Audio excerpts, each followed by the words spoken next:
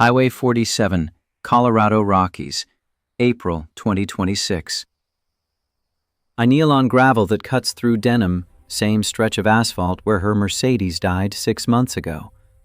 The wooden box sits open in my palm, titanium catching afternoon sun like a promise I'm terrified to make. Ella Bennett stands 3 feet away, CEO turned ? Tears already streaking mascara she doesn't usually wear. Harper's behind that boulder 50 yards back, phone held steady in 8-year-old hands that shake with excitement she thinks I can't see. My daughter's gotten better at secrets, worse at hiding joy. The words come out steady, despite everything screaming, "This is insane, too fast, too much for a mechanic from a town of 4,800 souls who fixes transmissions and pretends the past stays buried." Ella Morgan Bennett, whatever name you go by, 11 years ago, you showed me what it meant to belong. Then I disappeared without explanation, left you wondering if any of it mattered. Her hand covers her mouth. I keep going because stopping means thinking. Thinking means doubt. Doubt means I'll remember all the reasons this shouldn't work. You spent a decade building an empire to prove I was right about you. But you were already right. You just needed someone to believe it. The ring gleams. Musical notes etched into metal.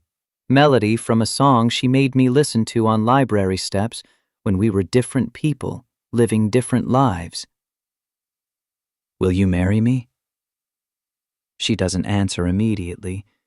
3 seconds that stretch like hours, like the 4 years since Sarah died, like the 11 years since I last saw Ella Morgan's face and didn't know I was looking at it.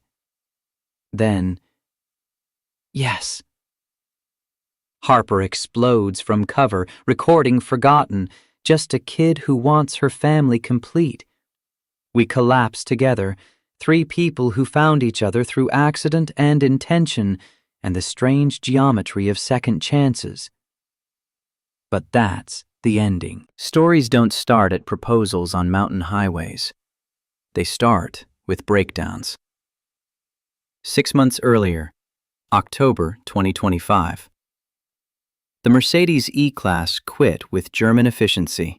No sputtering, no dashboard Christmas lights, just a decisive click and silence. I watched from my F-250 as the driver stood on the shoulder, Armani suit incongruous against wilderness that doesn't care about quarterly earnings. October light does something specific in the Rockies.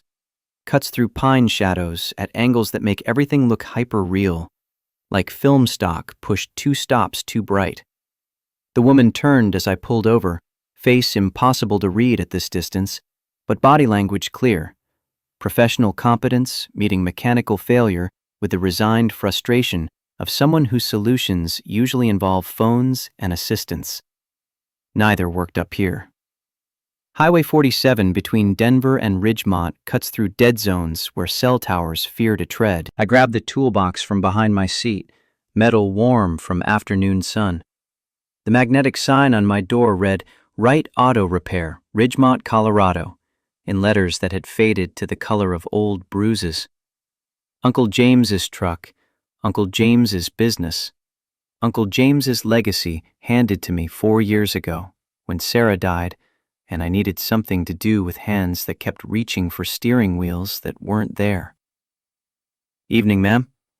I kept my voice neutral, the careful register you learn when you're black in spaces that don't expect you. "Need some help?" She gestured at the Mercedes with irritation that seemed directed more at herself than the situation. "It just died. No warning, no lights.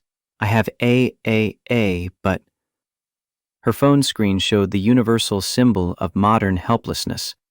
Searching for signal, finding none. "Mind if I take a look?"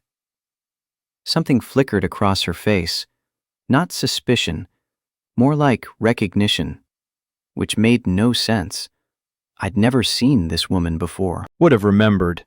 She had the kind of presence that fills boardrooms, makes men in expensive suits lean forward and pay attention. Please. I popped the hood without fumbling for the release, muscle memory from 10,000 hoods, 10,000 problems that usually came down to something simple dressed up as catastrophe. Her battery terminal hung loose, corrosion visible even in fading light. 3 minutes with a wrench and wire brush, problem solved. Just a connection issue. Try it now. She slid behind the wheel, Italian leather creaking, turned the key. Engine roared with embarrassing enthusiasm, like it had never considered dying in the first place. Relief crossed her face, followed immediately by something else. Calculation, maybe. The look of someone used to transactional relationships where help demands payment. She emerged holding $300 bills, crisp enough to still be connected. How much do I owe you? I wiped my hands on the rag that lived in my back pocket, same one I'd carried for 4 years, same one Sarah used to steal to clean Harper's face after ice cream mishaps. Nothing, ma'am. Don't charge neighbors for roadside help. Her eyebrows rose. I'm not a neighbor. I'm from Denver. She thrust the bills forward with more force than necessary, like my refusal was a personal insult to the natural order of commerce. Then consider it mountain hospitality. I was already closing her hood, hands moving with the gentleness that contradicts calluses. Sarah used to laugh about that, how I treated engines like they were made of something precious that might break if handled wrong. The woman pulled a business card from a wallet that probably cost more than my monthly mortgage. Heavy stock, embossed letters. Ella Bennett, CEO, Bennett Logistics. I accepted it, but left the cash hovering in air between us. Her eyes held mine, brown and warm, in a way that made something in my chest constrict. Not attraction exactly, more like déjà vu without the memory. Phantom limb sensation for something I couldn't name. Safe travels, Miss Bennett. I walked back to my truck before she could argue further. The magnetic sign came into focus as I passed. Right Auto Repair. My name, my problem now. My life rebuilt from the pieces Sarah left when her car hit black ice on Route 70, and the universe decided Harper needed to learn about loss at 4 years old. In the rearview mirror, I watched the Mercedes disappear around the curve. Ella Bennett's taillights swallowed by dusk, same as 1,000 other travelers I'd helped, over 4 years, of trying to be the person Uncle James taught me to be. Useful. Present. The kind of man who fixes things because that's what you do when you can. I didn't know she'd be back. Didn't know her name wasn't really Bennett, that she'd spent 11 years building a $70 million empire to prove something to a ghost she thought had abandoned her. Didn't know that ghost was me. 1 week later, Mountain Brew Coffee. Ruth Anderson looked up from the espresso machine with the expression of someone who'd been waiting for this conversation. 62 years old, white hair pulled back in a bun that hadn't changed style since 1987 when she'd opened this place, Sarah's best friend and the closest thing to family I had besides Harper. That CEO woman's been here every morning this week. Sits at the window table, laptop open, eyes on your garage. I poured cream into coffee I'd take black, watched it swirl into patterns that meant nothing. Maybe she likes the view. Marcus. Ruth's voice carried the specific disappointment of someone who'd known you long enough to recognize bullshit. She orders 1 coffee, makes it last 3 hours, and every time you walk past the window, she tracks you like you're the only interesting thing in a boring movie. The coffee shop occupied prime real estate on Main Street, directly across from Wright Auto Repair. Floor-to-ceiling windows meant everyone in Ridgemont could watch everyone else, Small-town surveillance dressed up as community. I'd noticed Ella Bennett. Hard not to when a Mercedes that cost more than most houses parks between the hardware store and the post office every morning at 9. She'd wave sometimes, small gesture through glass, and I'd nod back with the automatic politeness of someone who'd grown up in Cleveland, learning that making white people comfortable kept you safe. She's probably just working remotely.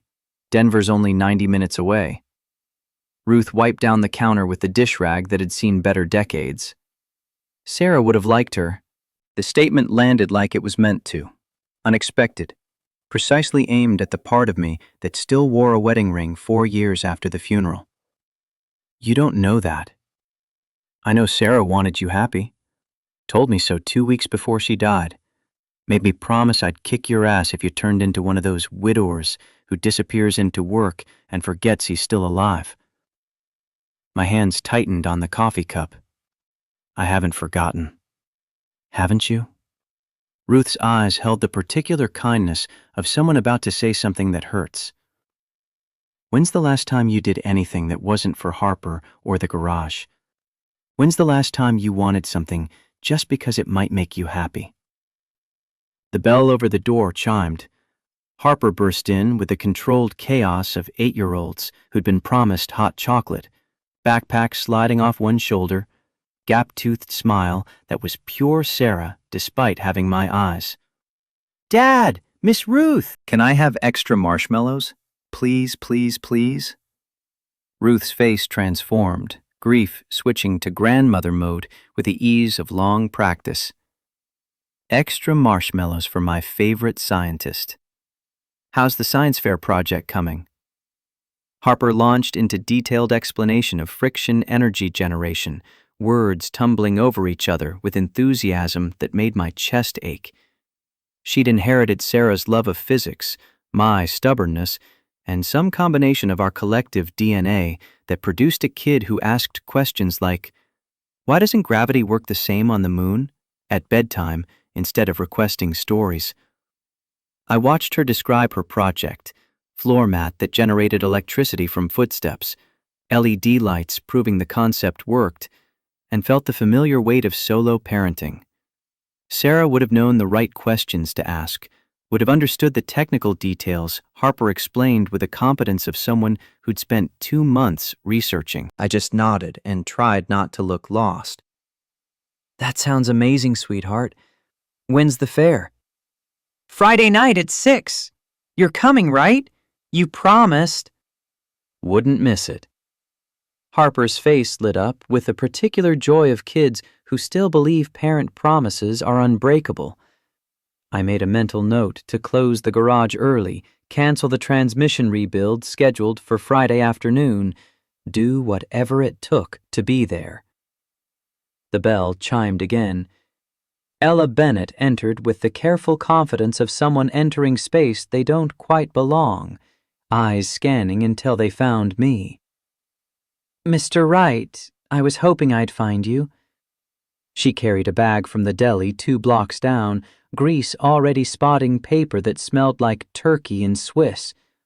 Ruth's eyebrows climbed toward her hairline with the subtlety of highway billboards. Ms. Bennett, everything okay with the car? Perfect. I wanted to thank you properly. She lifted the bag. Lunch, if you have time. Harper stared with the unfiltered curiosity of children who haven't learned to hide interest. Are you Dad's friend? Ella's smile reached her eyes, transforming professional into something warmer. I'm hoping to be. I'm Ella. I'm Harper. That's a pretty name. Like the harp instrument, but with an extra letter. Thank you. Harper's pretty too. Like the month, but spelled different. They shook hands with the formality of diplomatic negotiations. Ruth watched with barely concealed amusement, already composing the story she'd tell the Tuesday morning regulars. I made a decision that would alter everything, though I didn't know it yet. I can take 30 minutes. There's a car due at 1. We walked to Wright Auto Repair in silence that should have been awkward, but wasn't. Harper skipped ahead, hot chocolate sending marshmallow foam over the cup rim onto her jacket. Ella walked beside me with the measured stride of someone used to power heels in conference rooms, now wearing jeans and boots that looked expensive but practical. The garage bay doors stood open, afternoon sun cutting through dust motes that danced in the air.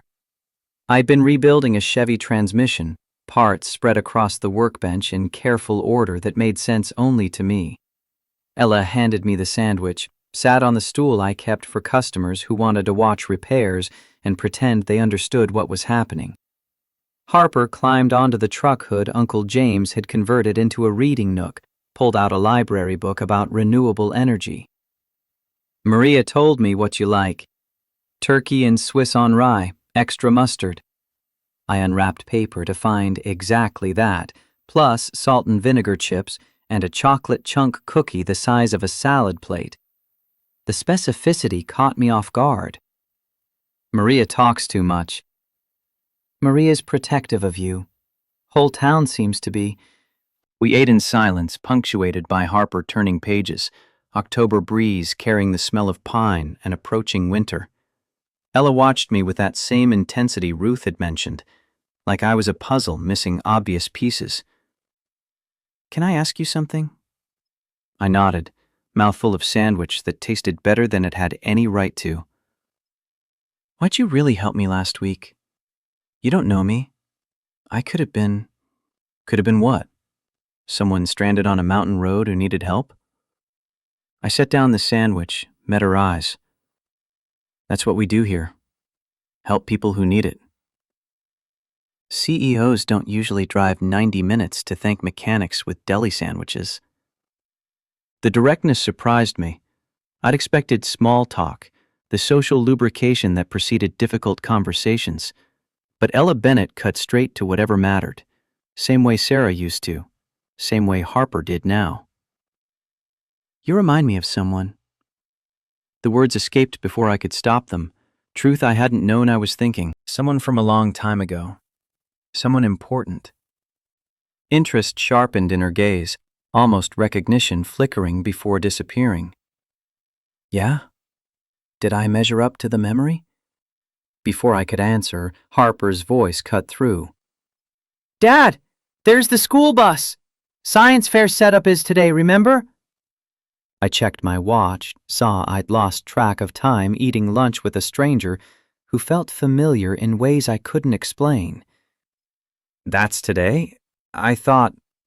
It's Friday, Dad. Fair's tonight. Setup's after school. Panic touched the edges. Friday. I had the transmission due at 1, Mrs. Kowalski's brake job at 3, and I'd promised Harper I'd be there for setup because that's what Sarah would have done. What good parents do instead of forgetting important days. Ella stood, gathering trash with efficient movements. You should go. Harper needs you. I have work. Work can wait. Your daughter can't. She smiled, something sad touching the edges. Trust me. I spent a decade choosing work over everything else. Don't make my mistakes. Harper grabbed my hand with the urgency of 8-year-olds who needed their fathers present, not just physically there, but actually paying attention. I let myself be pulled toward the door, glancing back at Ella, who stood in my garage like she belonged there. Thank you for lunch. Thank you for the conversation. And Marcus? She paused, using my first name for the first time. I'd like to hear more about that person I remind you of. Sometime. Ridgemont Elementary School, Science Fair setup. The gymnasium smelled like floor wax and poster board, transformed into showcase of juvenile scientific ambition. Baking soda volcanoes competed with working models of the solar system, kids explaining concepts to parents who nodded with the glazed enthusiasm of people who'd forgotten basic physics decades ago. Harper's table occupied the back corner, poster board proclaiming friction energy generation in daily life in block letters she'd spent 3 evenings perfecting. Below the title, diagrams explained principles with clarity that suggested help from someone who actually understood engineering. I'd helped where I could, mostly holding things steady while she worked. The technical details came from YouTube videos and library books, Harper teaching herself with the relentless focus she applied to everything that caught her interest. She arranged note cards with the precision I used for organizing tools, each explanation positioned exactly right. The floor mat connected to LED lights sat ready for demonstration, proof that walking could generate enough electricity to power something useful. I watched my daughter work and felt the familiar ache of solo parenting. Sarah would have understood the calculations, would have asked questions that pushed Harper's thinking further. I just made sure everything stayed upright and tried not to look ignorant. The poster board support began tilting backward. Someone had bumped the table behind us, throwing off weight distribution. 5 weeks of work threatened to scatter across gymnasium floor in catastrophic collapse. I lunged, but wasn't close enough. Harper's face went pale, 8 years old, watching her project die. Then Ella Bennett's hand shot out, catching the board before it fell. But the position was unstable, physics demanding more support than one person could provide without better leverage. "Harper, do you have extra supports?" My daughter's voice cracked with panic. "No, I used them all for the base. The judges come in 5 minutes. It's going to fall and—" "It's not." Ella pulled business cards from her purse, began folding them into triangular supports with movements that spoke of engineering knowledge hiding beneath CEO polish. "I have an idea." "Trust me." Harper nodded, desperation overriding suspicion. I watched Ella create triangular braces from thick cardstock, wedging them under the poster board base at precise angles. Principles of leverage and weight distribution that I'd learned in engineering classes before Mom got sick and Boeing became necessity instead of choice. The board stopped tilting, held firm even when Harper tested it with cautious pressure. "How did you know to do that?" My daughter's voice carried wonder mixed with confusion. Ella glanced at me, something complex passing across her face. "Your dad taught me. Same physics class where we met, actually." The world tilted sideways. Physics class, engineering. Someone who knew me from before, from when I was a different person living different life. But I'd only taught one person physics through car repairs. Only one person who'd sat in a garage in Cleveland while I explained leverage and torque using transmission parts as visual aids. Ella Morgan, scholarship student at Westfield University. Brown hair, wire-rimmed glasses, soft voice that carried fierce intelligence. The girl I'd saved from drunk frat boys, talked to until sunrise, kissed at dawn, and then abandoned when Mom's cancer accelerated from months to weeks. I stared at Ella Bennett. Blonde hair, contact lenses, voice trained lower and harder, and couldn't make the pieces fit. 11 years changes people. But this much? Complete transformation of everything except the way she tilted her head when thinking. The way her hands moved when solving problems? No, impossible. Ella Morgan had disappeared after I withdrew from Westfield. I'd searched for her after Mom died, found only bounced emails and a registrar who said she'd graduated early and left no forwarding information. This was coincidence. Parallel thinking, someone else who understood physics applying the same principles I would have used. But the way she'd said, "Your dad taught me," made Harper smile with pride that came from hearing her father acknowledged as smart, capable, someone worth learning from. The judges arrived before I could ask questions that would sound insane. 3 teachers with clipboards and encouraging smiles, ready to evaluate projects that ranged from genuine innovation to parental over-involvement disguised as student work. Harper answered their technical questions with confidence blooming under attention, explaining methodology and findings with the clear voice of someone who knew her subject cold. The judges nodded, made notes, moved to the next table with smiles that suggested Harper had impressed them.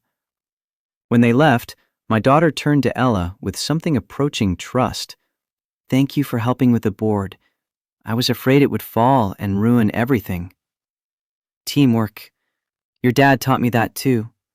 Always use what you have to solve the problem in front of you." Harper studied her with that unnerving directness children wield like surgical instruments. "You really knew Dad a long time ago, didn't you? Like you actually remember him, not just making it up?" The question carried weight beyond simple words. 8-year-old trying to determine whether this stranger's interest in her father was genuine or some incomprehensible adult game. Ella knelt to Harper's eye level, voice steady. "I knew him, and he was one of the best people I'd ever met. Still is, apparently."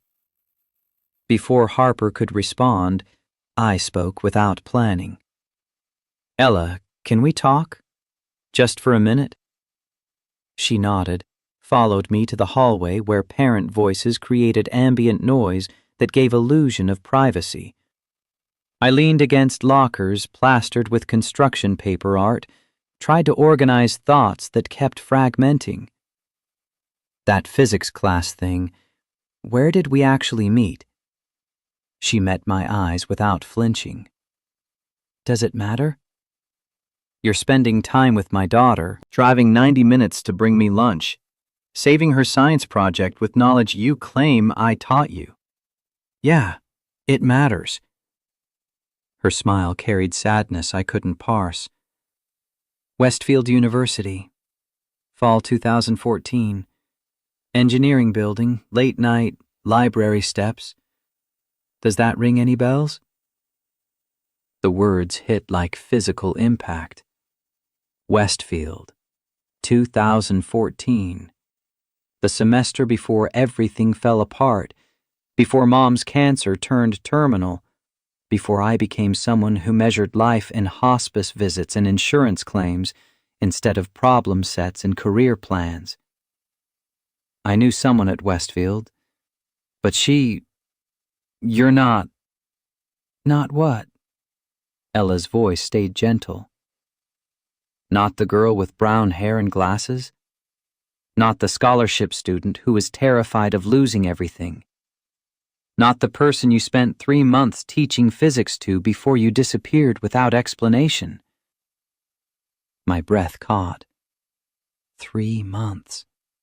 October through January. Ella Morgan, who I'd saved from drunk students and then couldn't save from my own life imploding. "You changed everything. Hair, voice, name." "I had to." She wrapped her arms around herself, defensive posture at odds with CEO confidence. "After you left, I graduated early, got my MBA, built a company to prove you were right about me belonging somewhere, changed my name to Bennett, my dad's surname, to erase where I came from, trained my voice lower because boardrooms don't take women seriously when they sound soft, lost 40 pounds because business magazines photograph CEOs who look powerful, not real." I stared at the woman who'd been Ella Morgan, tried to reconcile memory with reality. 11 years shouldn't change someone this completely, shouldn't transform every recognizable feature into something unrecognizable. "I looked for you after Mom died, tried to find you, to explain why I'd left so suddenly. But Ella Morgan didn't exist anymore." "I know. I looked for you too. Your roommate said you'd gone to Boeing. No forwarding information, no social media, nothing. I thought," her voice cracked, "I thought you didn't care enough to say goodbye." The hallway felt too small, too full of truths neither of us had prepared for. 11 years of misunderstanding compressed into one conversation in an elementary school between science fair setup, and whatever came next. I cared. God, Ella, I cared so much it scared me. But Mom had weeks left, and I didn't know how to. I understand. She touched my arm, brief contact that sent electricity through skin. I do now. Back then, I just felt abandoned. So I became someone you wouldn't abandon. Someone successful enough to prove I'd mattered. Harper's voice cut through from the gymnasium. Dad! Miss Ella! They're announcing the setup awards! We walked back together, careful distance between us that hadn't existed before recognition rewrote our history. Harper bounced on her toes as the principal praised participants, handed certificates to kids who'd shown exceptional preparation. When Harper's name was called for Most Innovative Project Design, she rushed forward to accept her award with a grin that echoed Sarah's in photographs I'd studied like scripture. Ella leaned close, voice barely audible. She's remarkable. You've done an amazing job raising her. We did. Sarah and me. I'm just trying not to mess up what she started. Sarah would be proud. The certainty in her voice made something in my chest crack open. This stranger, who was also the girl from Library Steps, understood grief in ways that suggested first-hand experience, understood solo parenting's particular terror that you're doing everything wrong. Harper returned, clutching her certificate, face flushed with pride. Did you see? They said my project was the most innovative. I saw, sweetheart. I'm so proud of you. She turned to Ella with hope mixed into her features. Miss Ella, do you want to come get ice cream? Dad makes really good sundaes at home. The invitation clearly surprised Ella, but she didn't hesitate. I'd love to, if that's okay with your dad. I thought about my empty house, about the evening stretching ahead with just me and Harper and the ghost of Sarah we pretended not to notice. Thought about this woman who'd been my past, showing up in my present with no warning and every complication. Yeah, that's okay. More than okay, actually. Wright House, evening. We walked to the parking lot together, Harper chattering about other projects she'd seen and judges' reactions and whether third place was realistic or if she should aim higher. My truck sat beside Ella's Mercedes, contrast almost comical, $40,000 luxury sedan next to a vehicle held together by faith and welding.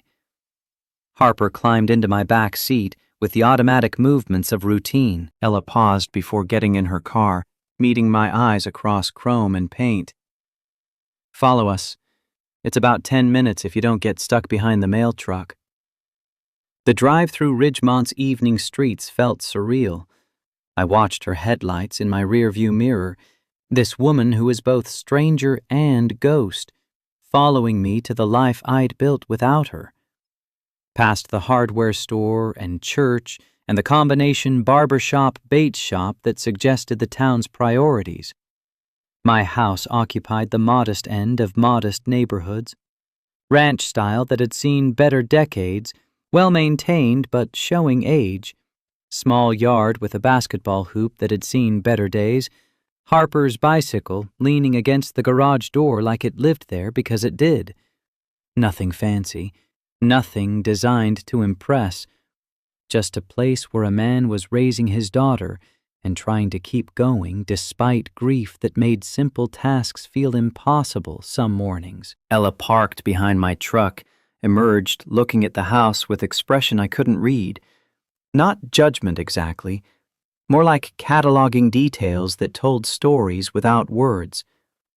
Harper led the way inside, dropping her backpack by the door and heading straight for the kitchen with confidence of someone on home territory. I stepped through the entrance more carefully, suddenly aware how the house would look to someone from Denver penthouses and corporate headquarters. Photos on the wall chronicled Harper's growth from infant to present.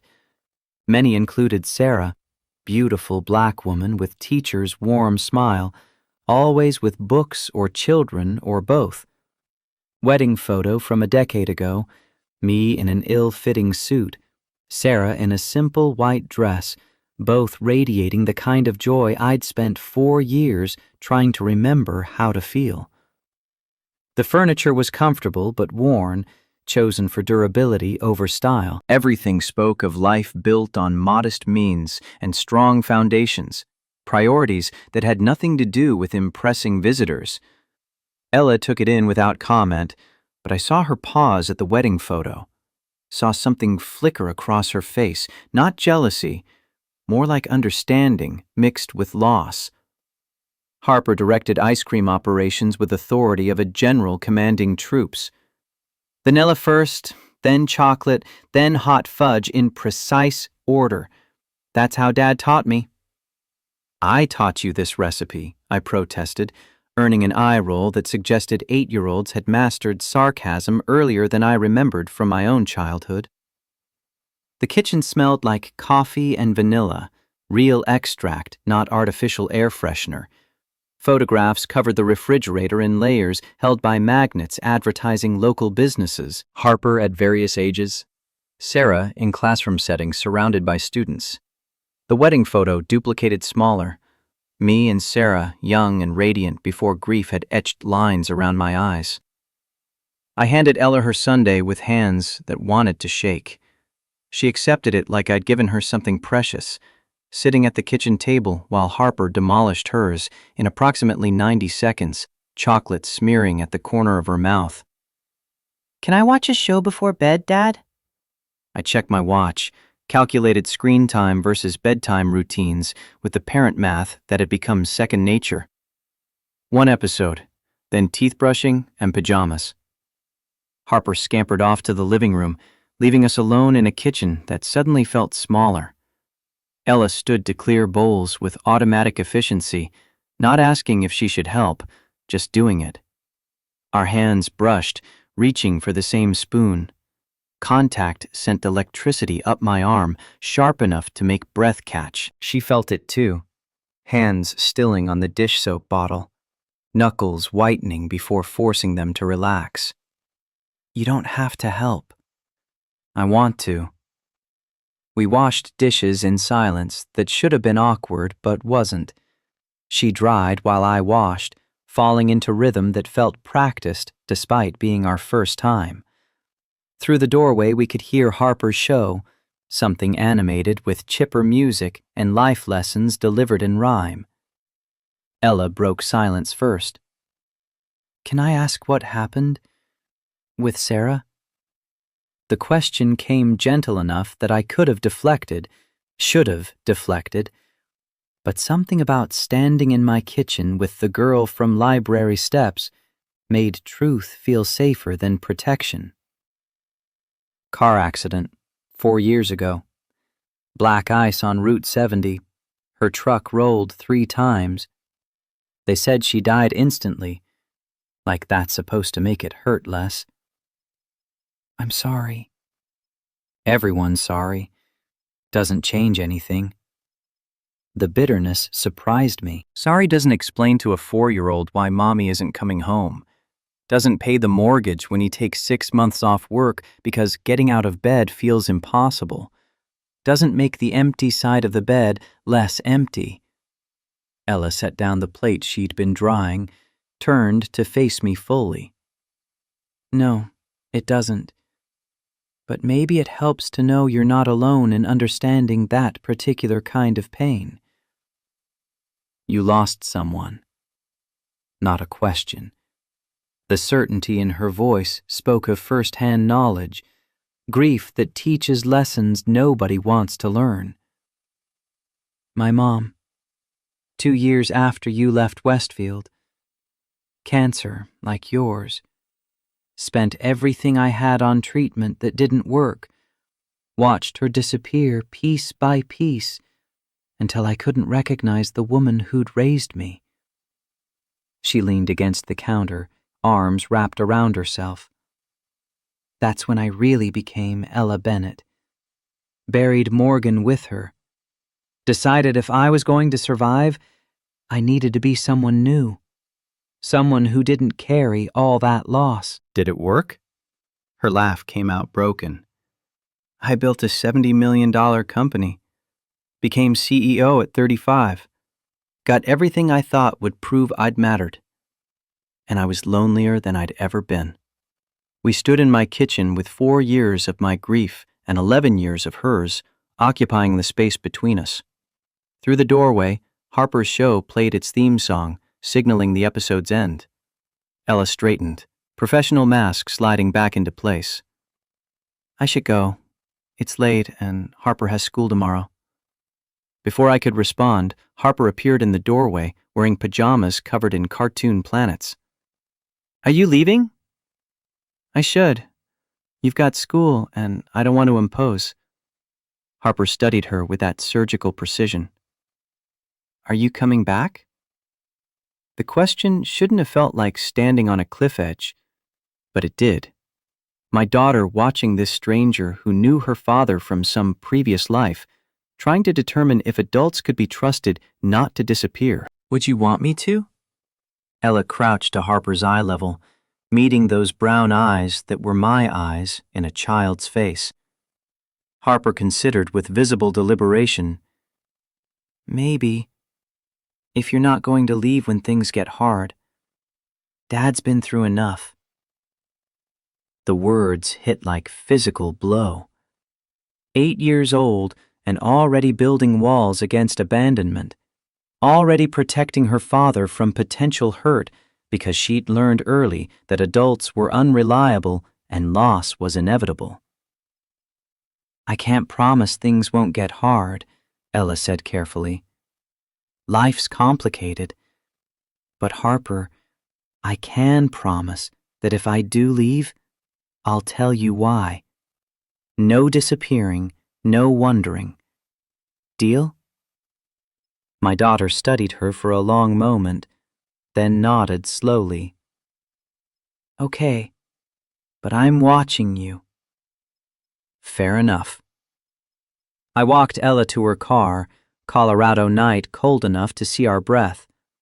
Stars emerged in that aggressive way they did at altitude, Milky Way visible like a smear of light across darkness. She paused with hand on the car door.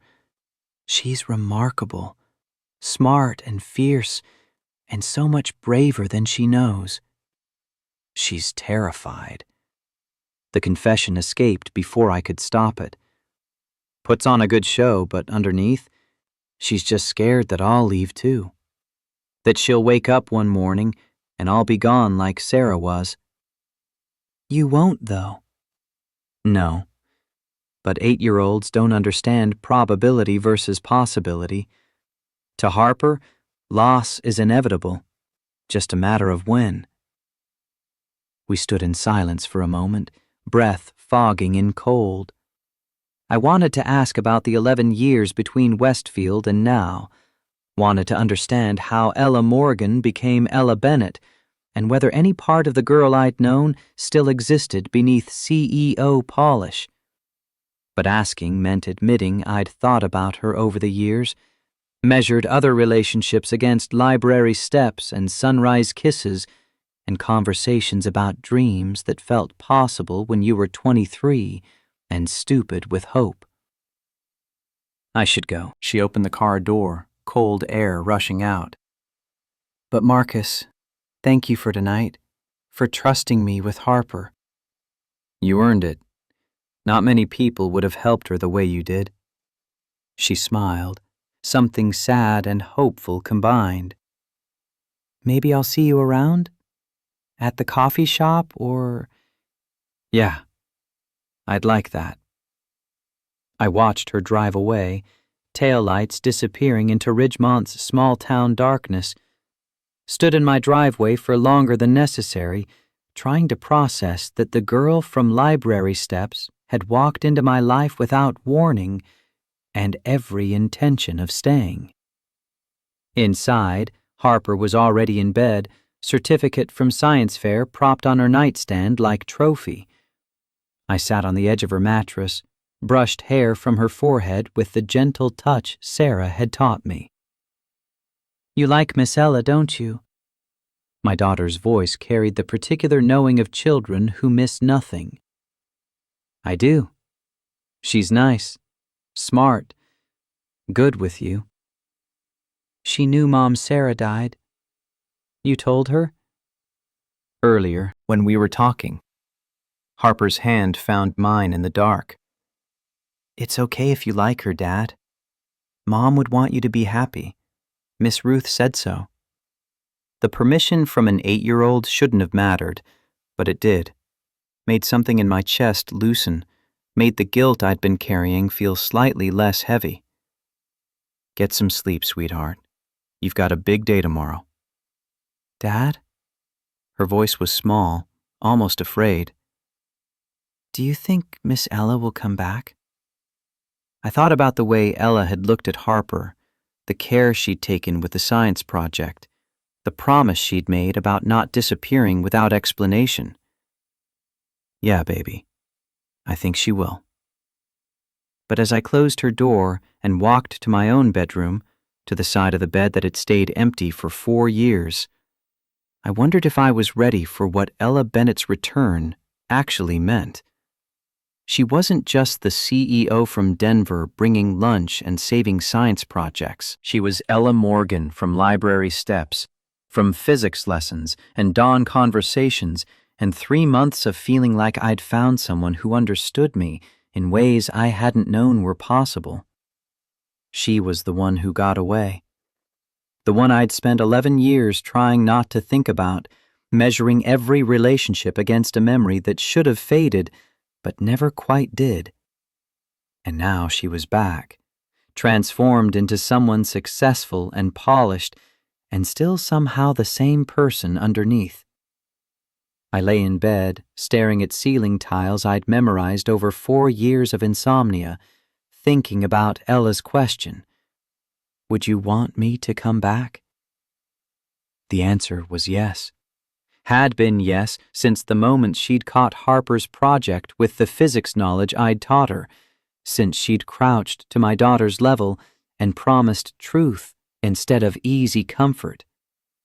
But yes meant complications, meant explaining to Harper that this woman knew me before, meant confronting 11 years of choices that had led us to completely different lives, meant risking the fragile stability I'd built from grief and stubbornness and Uncle's inheritance.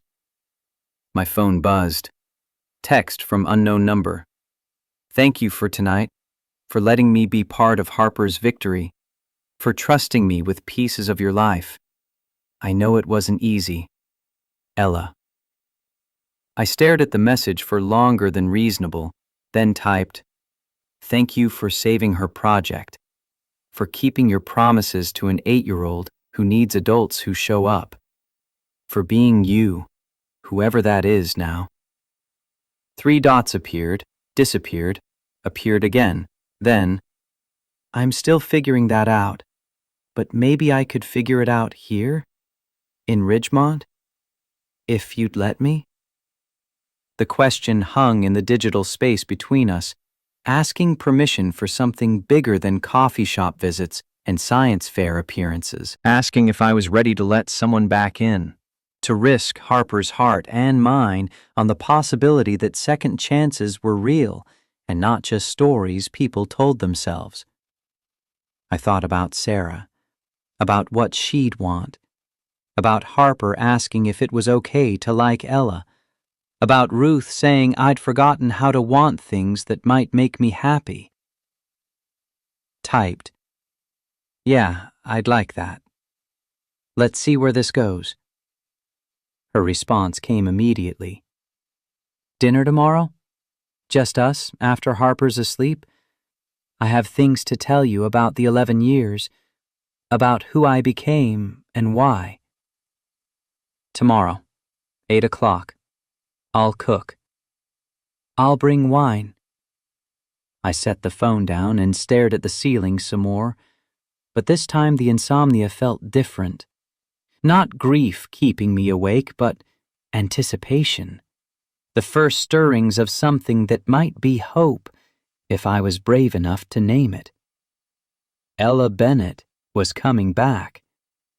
Ella Morgan had never really left. And somewhere between those two truths, I was going to have to figure out if I was ready to be someone other than Harper's dad and the mechanic who fixed things because he couldn't fix the one thing that mattered.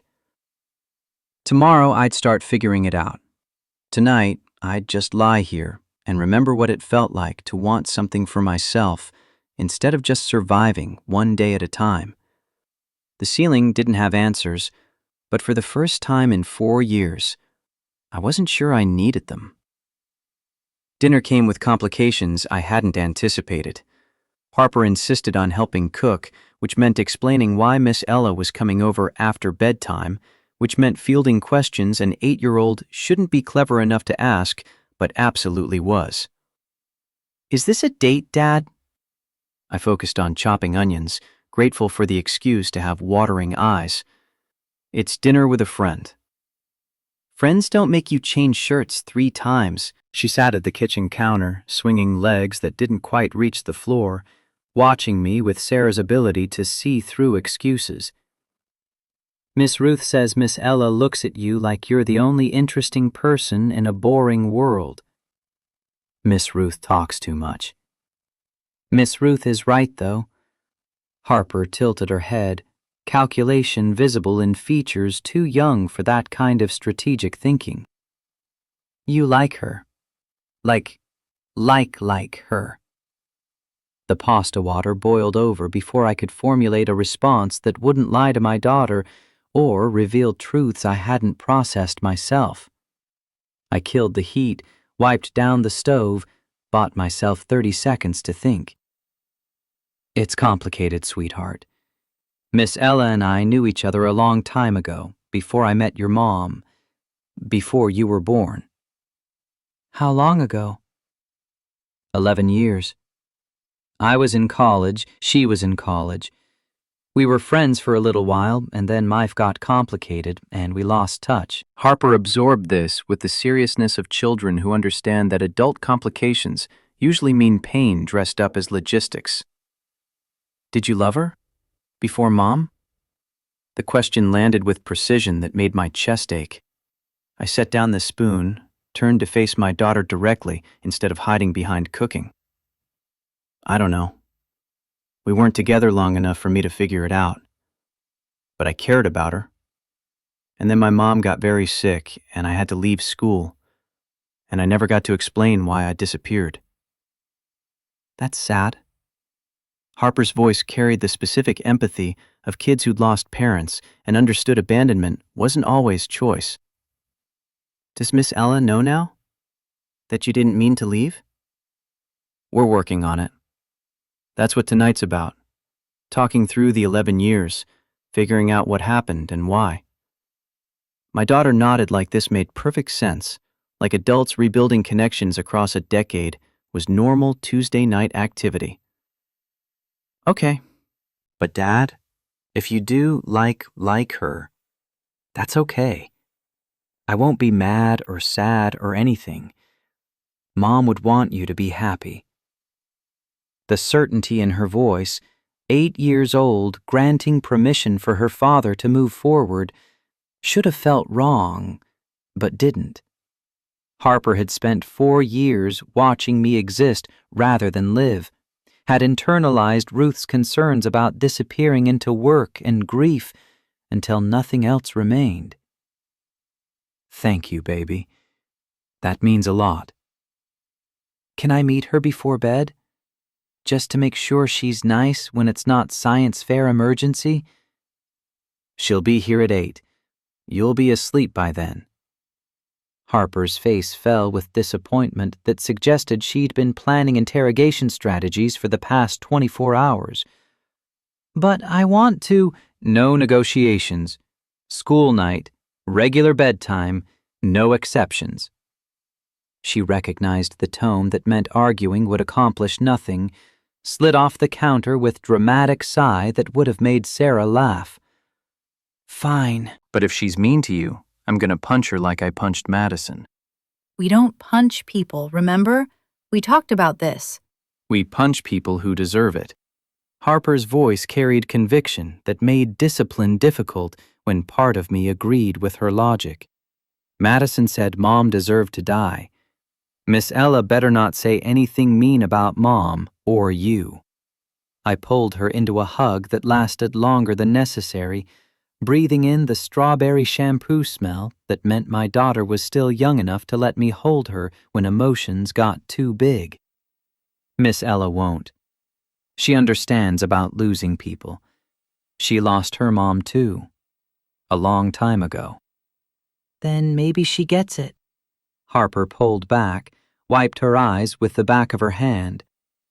Maybe she won't leave like everyone else. The fear underneath the bravado broke something in me. 4 years of watching her father barely function had taught Harper that adults were unreliable, that love meant eventual loss, that trusting people meant setting yourself up for abandonment.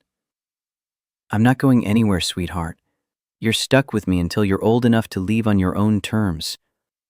Promise? Promise. She went to bed without further argument, clutching the science fair certificate like a talisman against uncertainty. I stood in her doorway longer than necessary, watching her breathing even out into sleep, wondering how you explain to an 8-year-old that sometimes adults got second chances they didn't deserve. 8 o'clock. Ella arrived exactly on time, which shouldn't have surprised me, but did.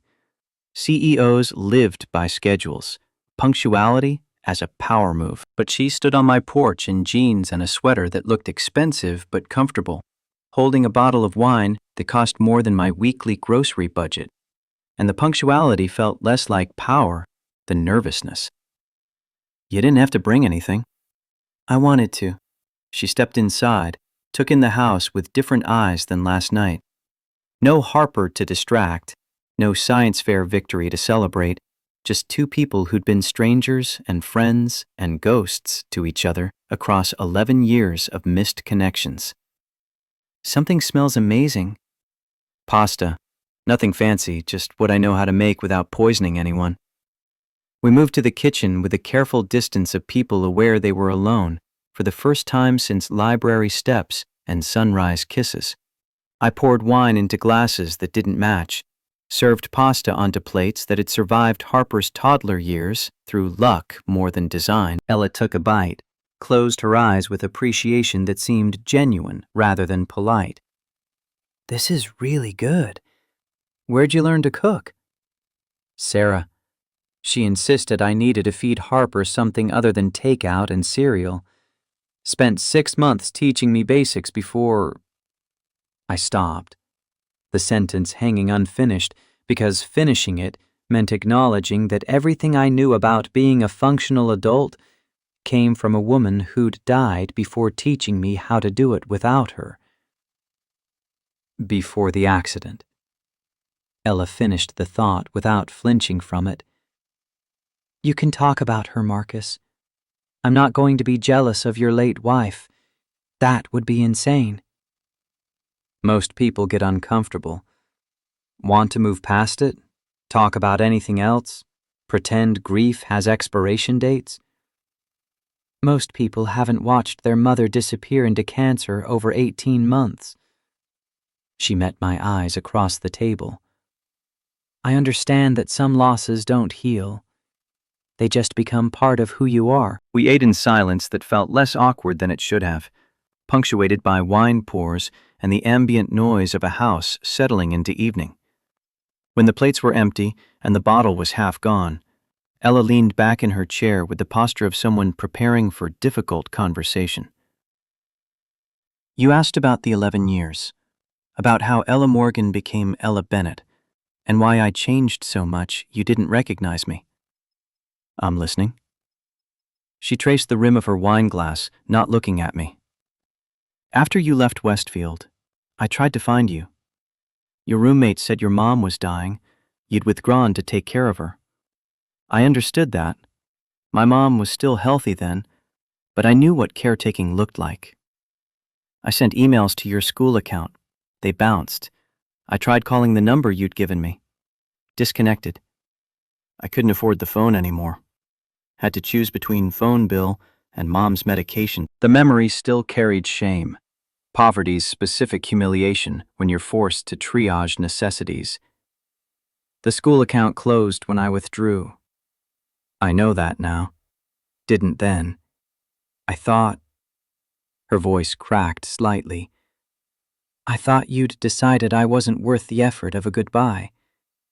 That whatever we had for 3 months hadn't mattered enough to warrant explanation.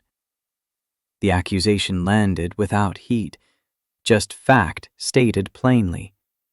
I wanted to argue, to explain that Mom's death had consumed everything, left no room for relationships or explanations or anything beyond getting through each day without falling apart. But she wasn't finished. So I graduated early. December instead of May. Got accepted to Stanford's MBA program, full scholarship plus stipend. Changed my last name legally to Bennett, my father's name, the man who'd abandoned my mom when I was 3, but whose surname sounded more professional than Morgan. She took a long drink of wine, still not meeting my eyes. Spent 2 years at Stanford becoming someone else. Cut my hair, dyed it blonde, because business magazines don't put brown-haired women on covers. Lost 40 pounds because executives are supposed to look hungry, disciplined. Took voice coaching to sound authoritative, lowered my register, flattened my accent. Learned to walk in heels like I owned every room I entered. The transformation she described made perfect sense and absolutely none. You didn't erase yourself that completely unless you were running from something that hurt too much to carry. That's not just professional development.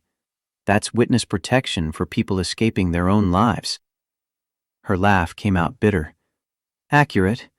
I was escaping Ella Morgan, the scholarship student, the girl from nothing, the one who'd been stupid enough to fall for someone who disappeared without explanation. I became Ella Bennett, who didn't need anyone, who built a $70 million company to prove she belonged in spaces that didn't want her. Did it work? Financially? Absolutely. I'm rich beyond anything Ella Morgan could have imagined. I sit on boards, get invited to speak at conferences, have a penthouse in Denver that costs more per month than most people make in a year. She finally met my eyes. Emotionally, I was lonelier than I'd ever been.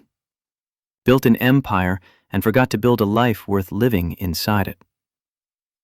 I refilled both our glasses, processing revelations that explained everything and nothing. The woman across from me had spent 11 years becoming someone unrecognizable to escape the pain of abandonment, had succeeded so completely that when we met again on Highway 47, I'd looked right through her. When did your mom die? 2 years after you left. 2017. Lung cancer, stage 4. 18 months from diagnosis to funeral. Spent everything I had on treatment that didn't work. Watched her disappear piece by piece until morphine was mercy instead of medication. The parallel to my own experience made something in my chest constrict. Both of us losing mothers to cancer. Both of us becoming different people in response to grief that rewrote our identities. I'm sorry, there's no good death, but cancer's particularly cruel about it. It taught me that building things was safer than loving people. Companies don't get cancer. Quarterly reports don't disappear without explanation. Success was measurable, controllable, something I could achieve through work ethic and intelligence instead of hoping the universe would be kind. She stood, paced to the window overlooking my backyard, where Harper's swing set stood dark against evening sky. I dated. Casual things with men who wanted the CEO, not the person underneath. Measured everyone against library steps and sunrise conversations, and someone who'd told me I belonged when I needed to hear it most. The confession should have made me feel guilty, but instead created strange satisfaction. I'd done the same thing with Sarah. Loved her truly, but always aware there was a ghost, a what if, a girl from college who'd understood me in ways I couldn't replicate. I measured everyone against you, too. Even Sarah, though I'd never have admitted it out loud. The truth came easier than expected. Wine and darkness and Ella's honesty creating space for my own. She knew something was missing. Never asked about it directly, but I think she understood that part of me was still 23 and stupid with hope about someone who got away. Ella turned from the window. Did you love her, Sarah? Yes, completely. She was... I searched for words that would honor Sarah's memory without diminishing what I'd felt for Ella. She was steady, present, the kind of person who showed up every single day and did the work of being in relationship without drama or complications. She made me better than I was alone. That's a beautiful way to love someone. It was enough. Until the accident, it was everything I needed. And then she was gone, and I had Harper and 4 years of trying not to drown. I stood, closed the distance between us until we were inches apart. But I'd be lying if I said I didn't think about you. Wonder what happened, if you were okay, if you ever thought about the guy who disappeared from Westfield. Every day, for 11 years. The admission hung between us, 3 feet of kitchen air charged with everything we've been dancing around since Highway 47. Ella's eyes held mine, brown and warm, in a way that made the blonde hair and contact lenses and voice coaching irrelevant. Underneath the CEO polish was still the girl who'd sat on library steps and made me listen to indie bands, who'd believed me when I said she belonged. I kissed her before I could think better of it, before grief and responsibility and the ghost of Sarah could remind me this was too fast, too complicated, too much for a widower who'd barely functional 4 years. She kissed back with the desperation of someone who'd been waiting 11 years for permission to want this.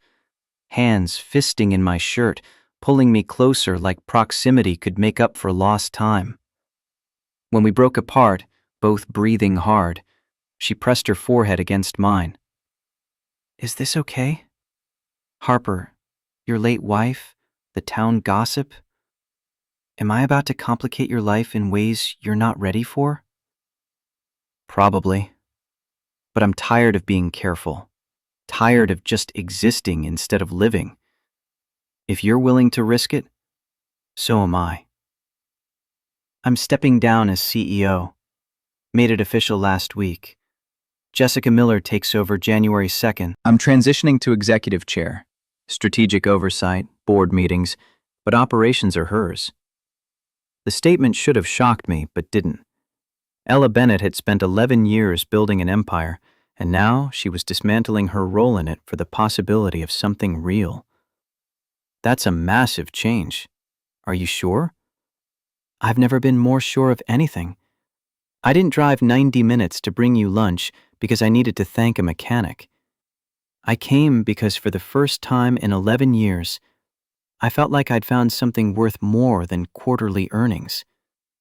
You and Harper, you're what I should have been building toward all along. We stood in my kitchen, foreheads pressed together, breathing each other's air, both terrified and hopeful in equal measure. Through the window, I could see Ridgemont's lights scattered across the valley, small-town life continuing without awareness that my world was reorganizing itself around someone who'd been ghost and stranger and now was becoming real. Stay. The word escaped before I could evaluate wisdom. Just stay. We can talk more, drink the rest of the wine, figure out what the hell we're doing before we do something stupid. Staying is probably the stupid thing. Then let's be stupid together. November, Thanksgiving. Ella integrated into Ridgemont's rhythms with the determination she probably applied to building Bennett Logistics. She rented a cabin on the edge of town, 1 bedroom overlooking Bally, spent Wednesdays through Sundays working remotely from Mountain Brew Coffee, where Ruth served her black coffee with 2 sugars and commentary about how Marcus Wright was finally smiling again. Monday and Tuesday, she drove to Denver for board meetings and investor calls from the penthouse that no longer felt like home. The transition to executive chair happened in stages: emails at odd hours, video conferences with Jessica Miller about operational details, slow unwinding of day-to-day control that she'd held for 6 years. Harper accepted Ella's presence with the cautious optimism of children who'd learned to test before trusting.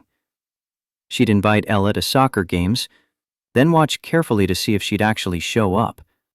Ask questions about where Ella was Tuesday nights when she wasn't in Richmond, checking whether answers stayed consistent or shifted like adults lying badly.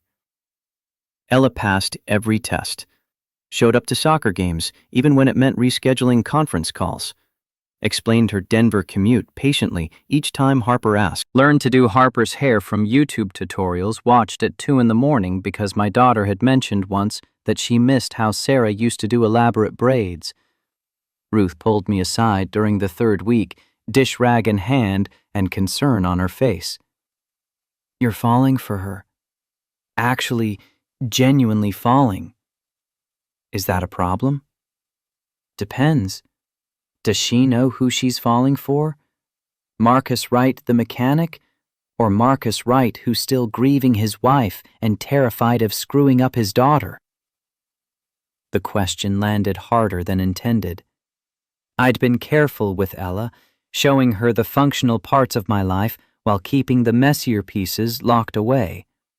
She'd seen me as Harper's dad, as the garage owner who fixed transmissions and refused payment from stranded motorists. But she hadn't seen the nights I woke up reaching for Sarah, the mornings I had to force myself out of bed because existing felt too heavy, the moments when Harper said something that sounded exactly like her mother, and grief hit so hard I couldn't breathe.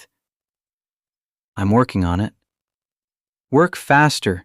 That woman is changing her entire life to be here. She deserves to know what she's signing up for. Thanksgiving arrived with the expectation of tradition.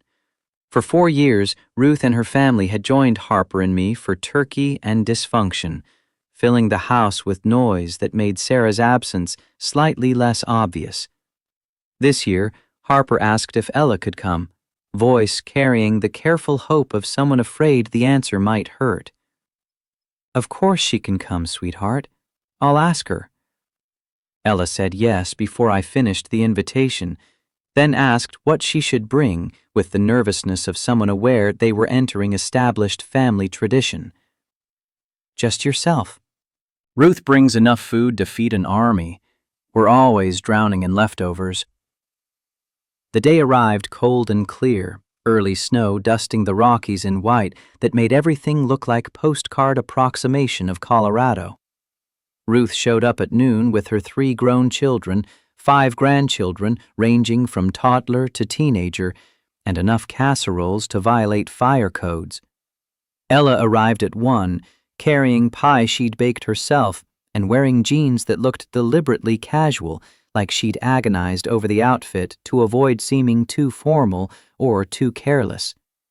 Harper dragged her inside before she could knock, chattering about table settings and whether the turkey would be dry this year like it always was because Dad always overcooked it just to be safe. Ruth hugged Ella like they were old friends instead of acquaintances who'd shared coffee shop counter conversations. Glad you could make it. Marcus needs people around who aren't afraid to call him on his nonsense. I'll do my best. We gathered around the table that barely fit everyone, chairs borrowed from neighbors and place settings that didn't match because Sarah had never cared about that kind of thing. Harper insisted on our tradition. Empty plate for Sarah, memory shared aloud, acknowledgement that grief didn't follow calendar schedules. Ella watched this with expression I couldn't read. When Harper set the empty plate at what used to be Sarah's spot and said, "Mom taught me that science is magic you can explain," I saw tears in Ella's eyes that she didn't bother hiding.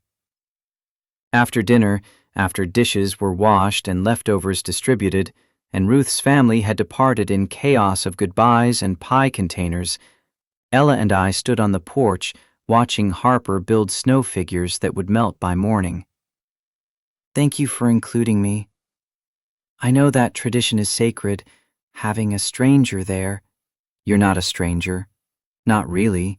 You're—" I stopped, unsure how to finish the sentence.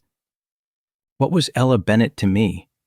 The girl from Library Steps, the CEO who'd upended her life, the woman who was becoming integral to my daughter's happiness and my own in ways I couldn't quite articulate.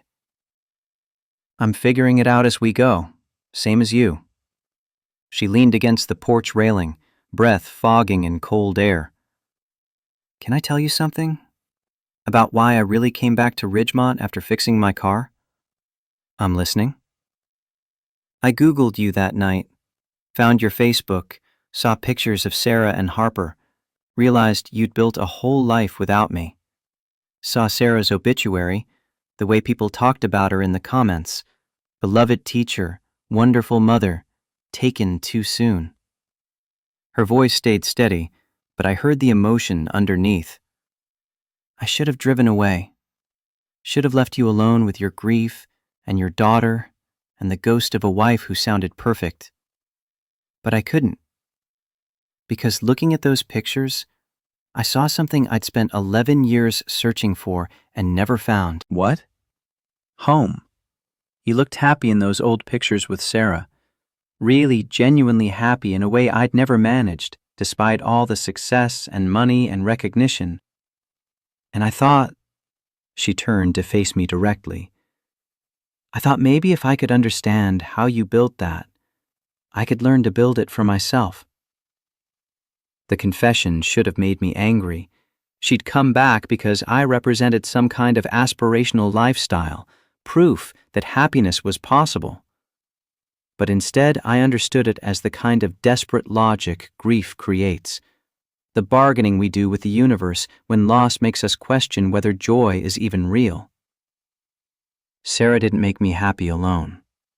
We built it together, over 10 years of showing up every day and doing the work.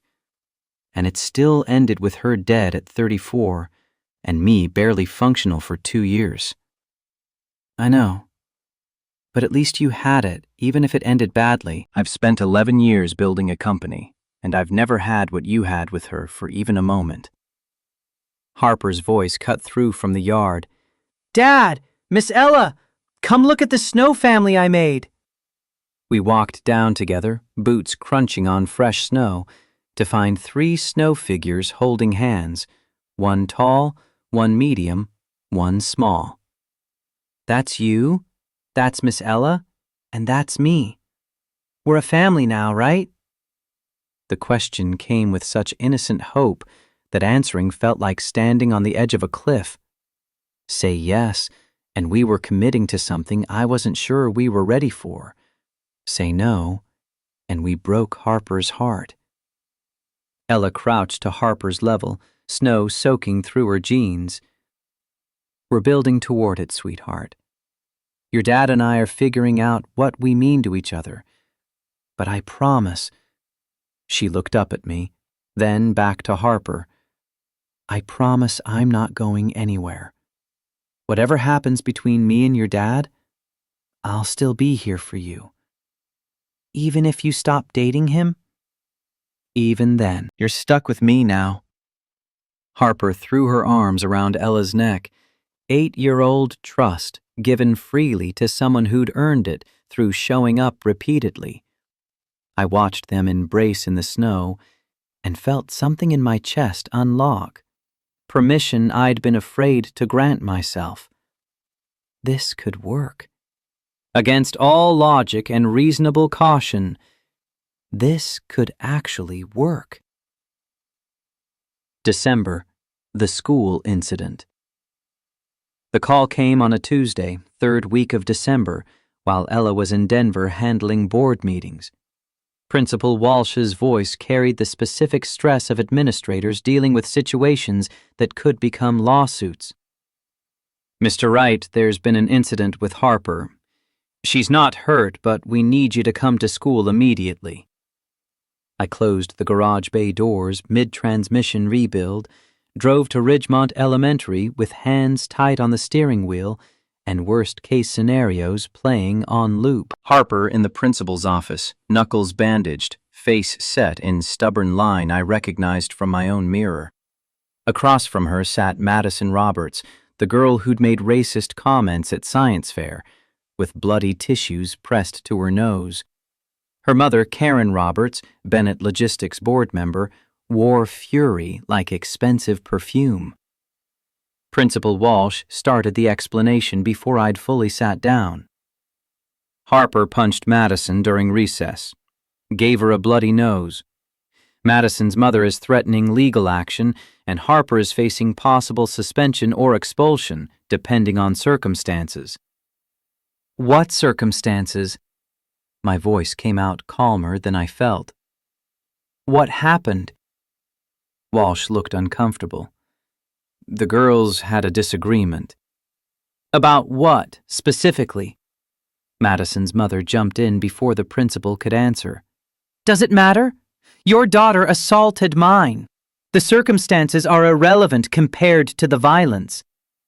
I looked at Harper, who'd been silent since I arrived. Baby, what happened? Her jaw tightened, same way Sarah's used to when she was forcing herself to be brave. Madison said Mom died because black people can't drive good. Said it was probably Mom's fault, and it's good she's dead because now I can't grow up to be a stupid teacher like her. The room went absolutely silent.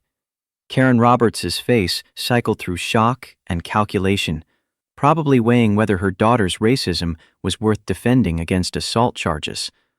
I stood with the careful control of someone containing fury beyond anything I'd felt in 4 years. Principal Walsh, I'd like to hear Madison's side. Did my daughter accurately represent what was said? Madison looked at her lap, tears streaming. I didn't mean it like that.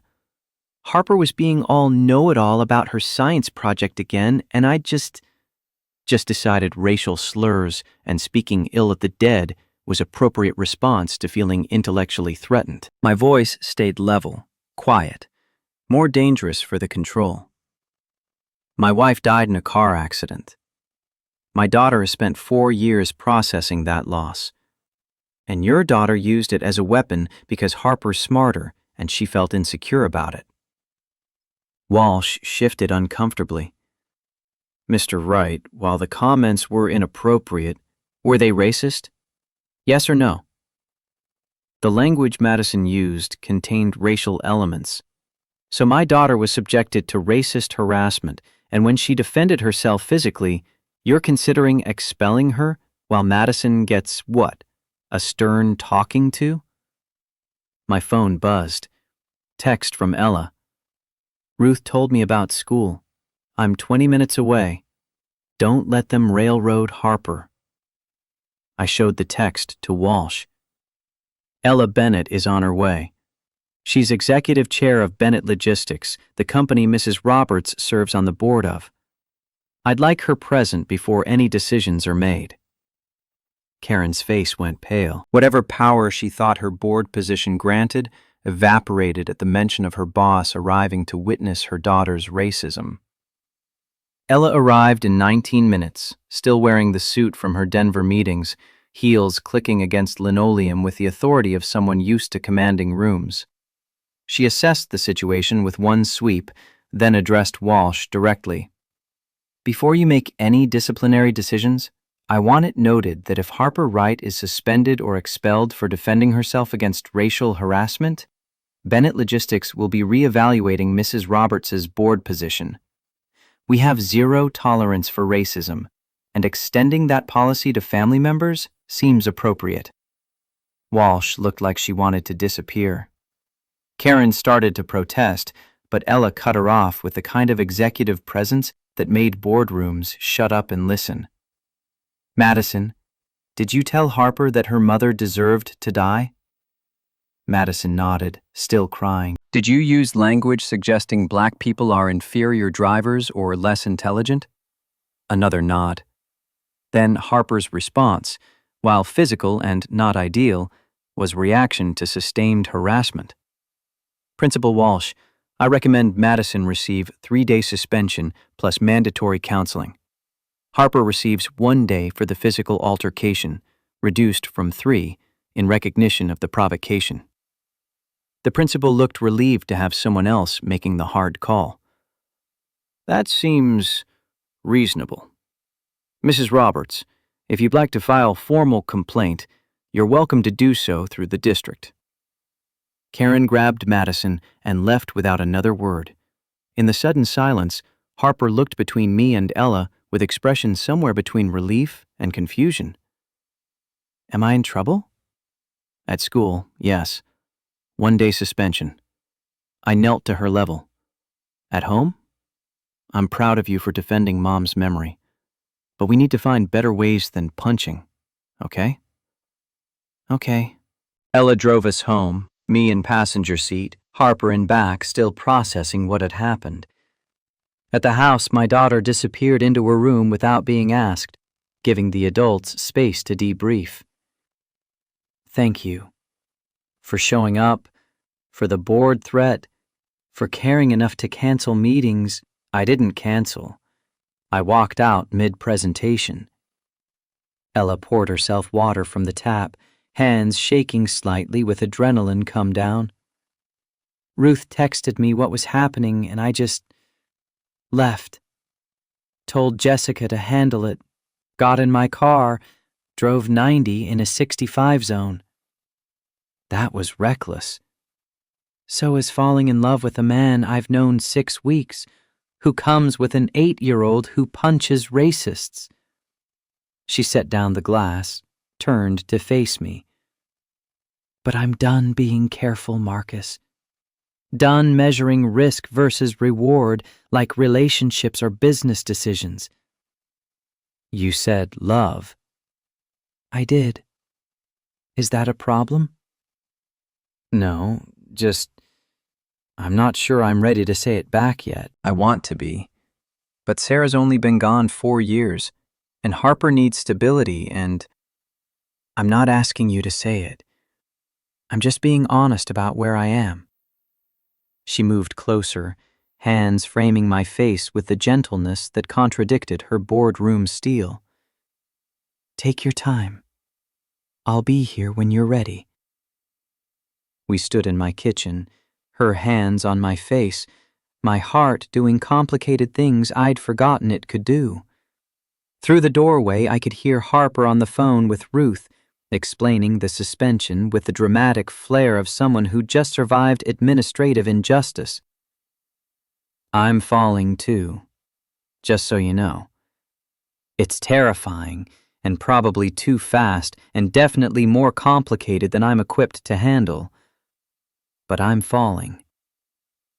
Then we'll fall together and figure out the landing later. She kissed me with the kind of certainty I'd been missing for 4 years. And for the first time since Sarah died, I let myself believe that maybe happy endings weren't just things that happened to other people. Christmas Eve.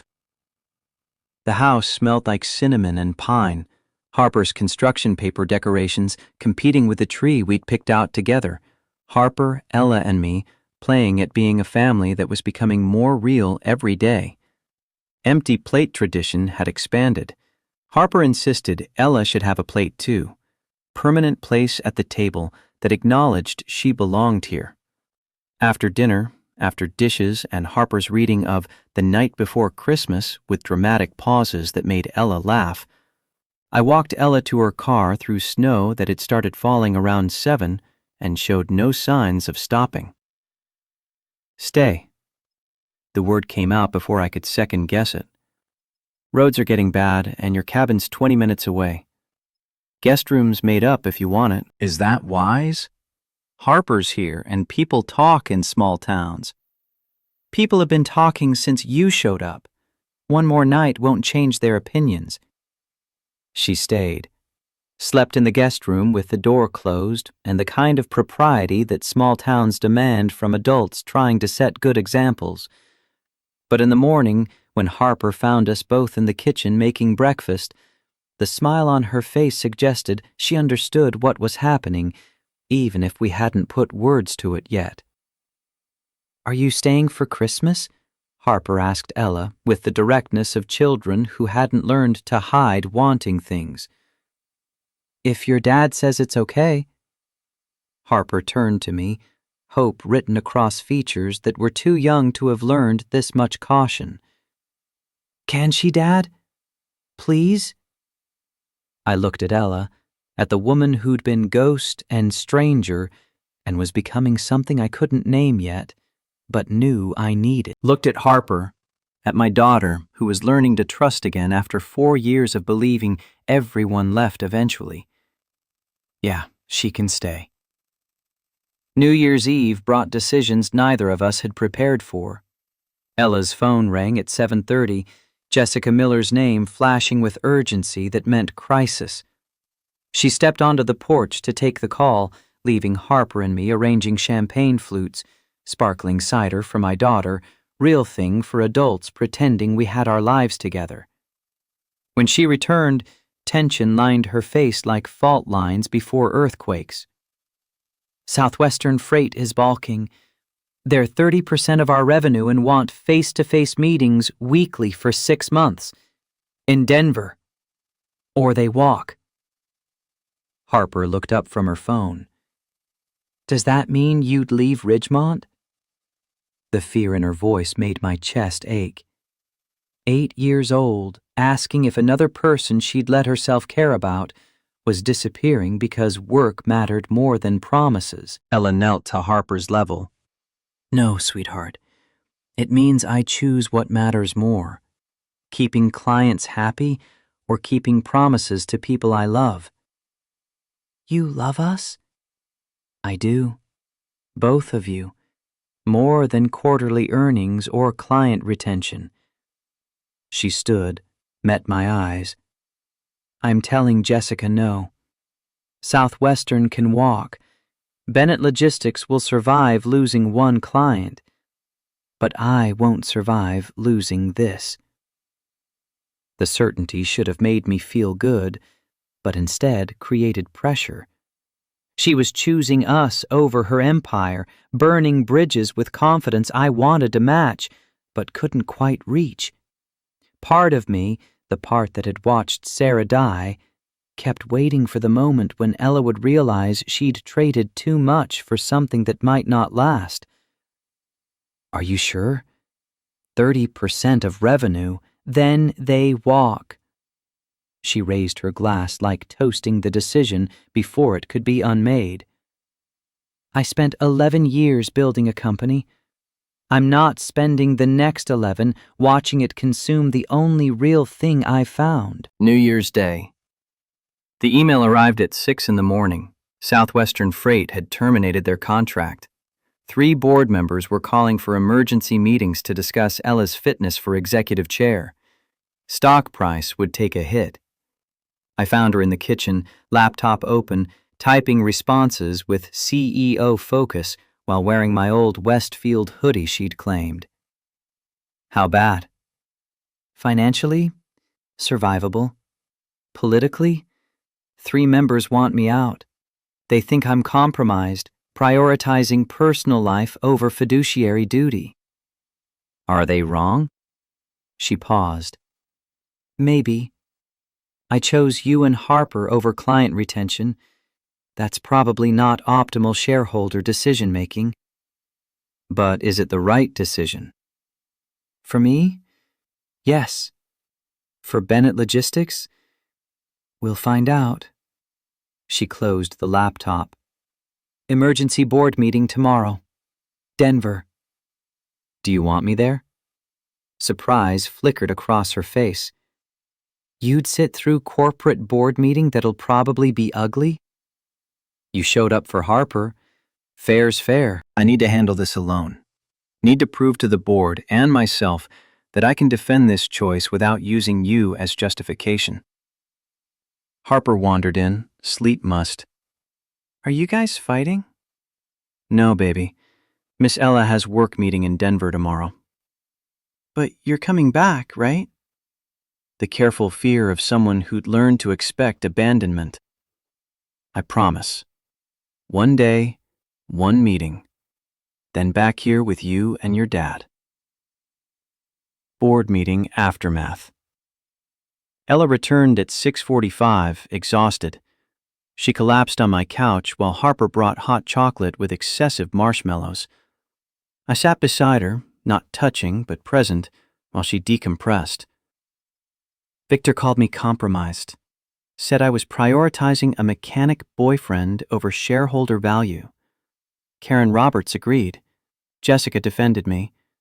Board voted to keep me, but it was close. 4-3. I'm sorry. Don't be. I made the choice knowing consequences. She looked at me, exhaustion making her features younger. I just need to know this is worth it. That choosing you and Harper wasn't the biggest mistake of my life. The vulnerability cracked something open in my chest. She'd risked her position, defended me to board members who thought I was liability. Now she needed certainty I didn't have. I can't promise it'll be worth it. Can't promise we won't fail or I won't mess up. I took her hand. But I can promise I'm in this. Completely. Whatever comes next, we figure it out together.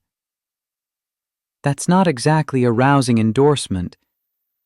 It's honest. And honesty's better than promises I can't keep. She leaned against me, head on my shoulder, letting herself be tired. Harper curled up on her other side, 3 of us on a couch too small but working anyway. Can we just be? Not talk about boards or clients or choices that might be mistakes? Yeah, we can do that. February. The song I'd been working late nights on a project, machining a titanium ring with precision that had made me decent at engineering before life redirected me. Musical notes etched into metal, transcription from the indie band Ella had made me listen to on library steps. The ring was nearly finished when she showed up with Thai food. Harper was at Ruth's for sleepover. The radio played classic rock during my work session. The song came on during commercial break. Indie band from 2014 nobody remembered. The melody I'd transcribed into titanium, suddenly living in air between us.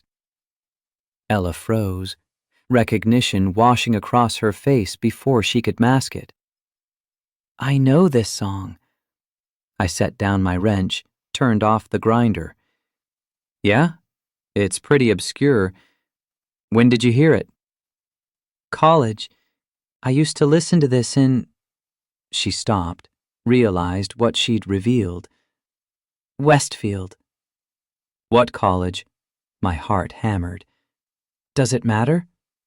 Ella, what college? The name came barely a whisper. Westfield, Pennsylvania, fall 2014. Everything crystallized.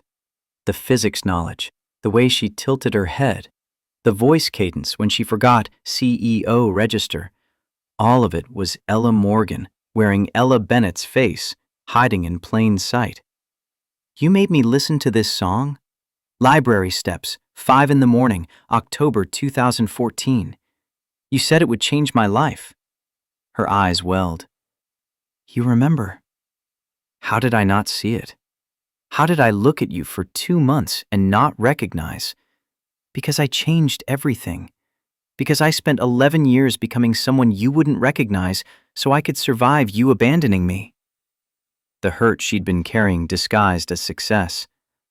I changed my name, my hair, my voice, my entire self, and you looked right through me like I'd never existed. I crossed the garage, pulled her close while she cried into my shoulder with grief that had waited 11 years for permission. I'm sorry. God, Ella, I'm so sorry.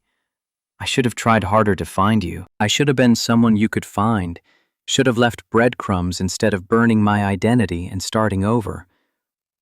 We stood while the song played through, 11 years of misunderstanding finally acknowledged.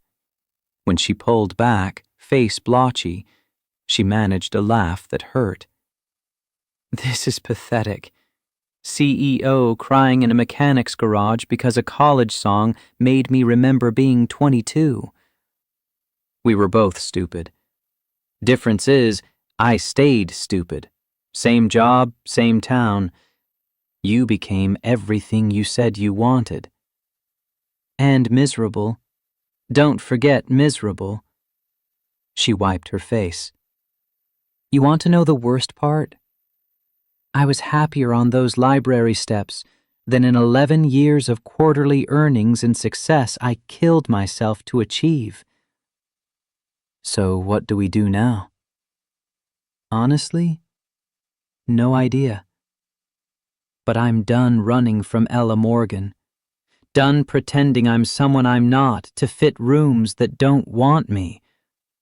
She took a breath. I want to try being her again. See if she's still here under all the CEO bullshit. I'd like to meet her, the real version. We spent the evening talking through 11 years we'd been avoiding, her mother's death and mine, her MBA and my Boeing stint, her company building and my marriage to Sarah, both finding different versions of happy that never quite erased what if.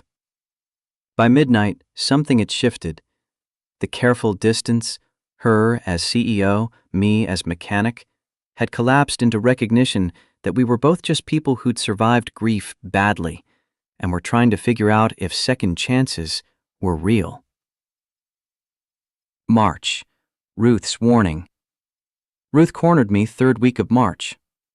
You're going to marry her. Not a question. I'm thinking about it.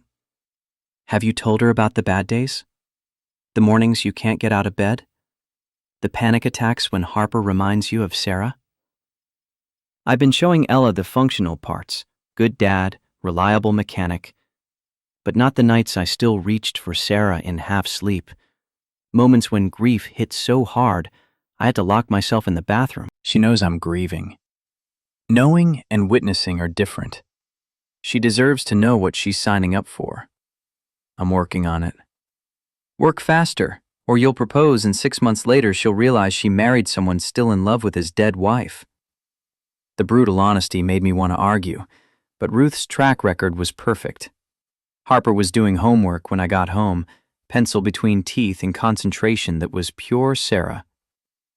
Dad, can Miss Ella come to my birthday party? My daughter's 9th birthday. First one where she wanted someone who wasn't family or school friends. Of course. Are you going to marry her? The directness shouldn't have surprised me. What makes you ask? Because she acts like family already, and you look at her the way you used to look at Mom, like she's the most important person in the world. Would it be okay with you? If I did? Harper set down her pencil with seriousness. Mom would want you happy, and Miss Ella makes you smile like you used to. So yeah. But Dad? Yeah? Make sure you mean it. Don't marry her because you're lonely or because I like her. Marry her because you can't imagine your life without her. Wisdom from a 9-year-old most adults never learned. Could I imagine my life without her? The answer had been forming since Highway 47, since I'd realized the stranger was a ghost I'd been mourning. Number 1, I couldn't imagine it. April, the proposal. The ring sat finished in my workbench drawer, waiting for the right moment. I planned Highway 47, poetic symmetry, returning to where we'd met again. Harper knew, had been practicing recording, keeping the secret with surprising discipline. The day was clear, unseasonably warm, Colorado showing off. I told Ella I wanted to show her something. Harper rode in back, buzzing with excitement she tried hiding, failing every time she caught my eye. We pulled into the same gravel turnout where her Mercedes had died. This is where we met. Where you fixed my car. Where I met you again, I corrected. Where Ella Bennett showed up, and I didn't recognize Ella Morgan. I got out, grabbed the wooden box. Harper positioned herself behind the boulder, phone ready. I knelt on gravel that cut through denim. The box opened, titanium ring catching sun. 11 years ago, I told you that you belonged, that you were worth something beyond what you could achieve or prove. Tears streamed down her face. Then I disappeared, left you wondering if any of it mattered. You spent a decade building an empire to prove I'd been right. But you were already right. You already belonged. I held up the ring, let her see the musical notes. This is titanium because you're strong enough to carry everything you've survived. The melody is from that song, the one that changed my life. Because every time I hear it, I think of you. Both versions. I took her hand. You gave up CEO for science fairs. You learned Harper's hair from YouTube. You defended her when I was too angry. You loved my daughter like she's yours, and loved me when I was figuring out if I knew how. The words came steadier than I felt. Ella Morgan Bennett, whatever name you want, will you marry me? Be Harper's mom, my wife, the person I choose every day for the rest of my life? She nodded while crying and laughing, reaching for the ring with shaking hands. I slid it on, perfect fit, and she was kissing me with desperation of someone who'd waited 11 years. Harper exploded from the boulder, phone forgotten, just a kid who wanted her family official. We collapsed together, 3 people who'd found each other through accident and intention. You said yes, Harper kept repeating. Of course I said yes. Ella pulled my daughter close. You're my family, both of you. I was just waiting for your dad to make it official. We stood where we'd met again, where Ella's car had died and I'd fixed something much more important. The valley stretched below, Ridgemont visible. Small town where we were building life from pieces of broken people and one girl who decided we were worth trusting. The ring caught sunlight, melody etched in metal, permanent reminder that some songs really do change your life. Epilogue. 6 weeks after the wedding, Ella's car broke down on Highway 47. Different problem, same location. I pulled over and found her sitting on the hood, watching sunset paint the Rockies. Need help? Only if you're actually a mechanic this time. Just a mechanic. And your husband. And Harper's dad. She pulled me close. I'm interested. In all of it. The life that isn't about proving I belong. You always belonged. You just had to come home to figure it out. We stood while traffic passed and sunset, and the world continued, not caring about small miracles in its margins. 2 people who'd been strangers and lovers and ghosts, finally occupying the same present without the past rewriting every moment. Harper texted, "Is Mom's car dead again?" Ella texted back, "We're good. Your dad's got this. We'll be home soon." Home. Not the cabin, not the Denver penthouse, not the Empire. Just Ridgemont, population 4,803, counting the CEO who'd given up everything to find what mattered. The life we were building from second chances and broken cars and songs that changed everything. That was bigger than any sky I'd ever imagined.